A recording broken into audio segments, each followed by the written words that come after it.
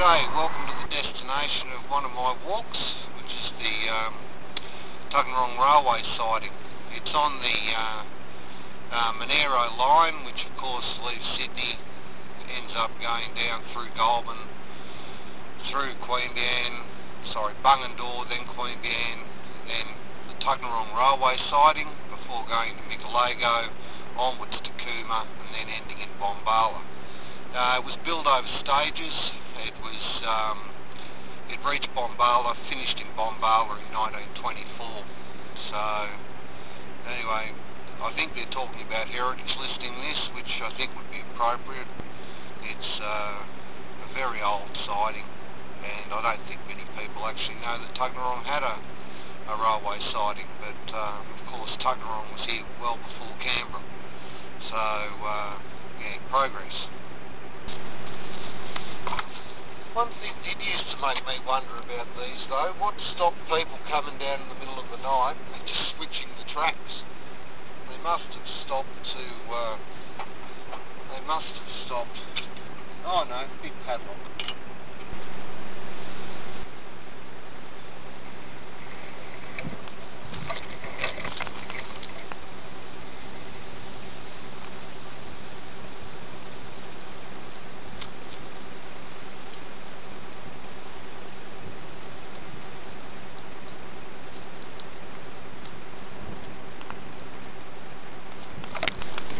Welcome to 2011 and Tuggeranong railway siding. I don't think these people realise that not many people are going to see this artwork because the railway hasn't run since the 80s. I believe a bridge washed out at New Morella and was beyond fixing it, so the train still runs from Cooma through to Chicola, and of course at the Queanbeyan end it runs, and I think they can still make it to Michelego, I'm not sure, but it's definitely cut down the way.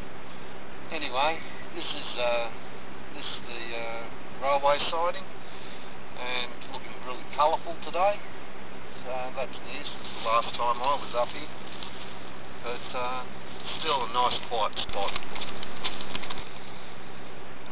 There isn't actually much written about the Tuggeranong railway siding, but I did find this newspaper clipping from Saturday the 23rd of November 1895. The Minister for Works has received a threatening petition from female residents of parts of the Queanbeyan electorate who want a road open from Point Hut Crossing to the Tuggeranong railway platform and Queanbeyan Road.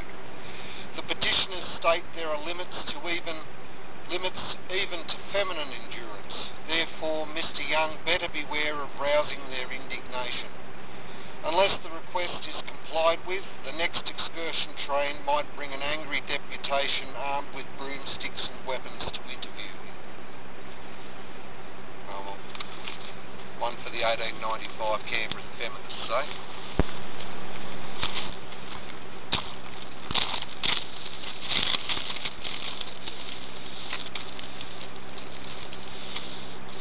At the end of the siding there's a lot of interesting stuff. There's a heap of scrap metal, pins and hooks and different type of pin plates, all used to secure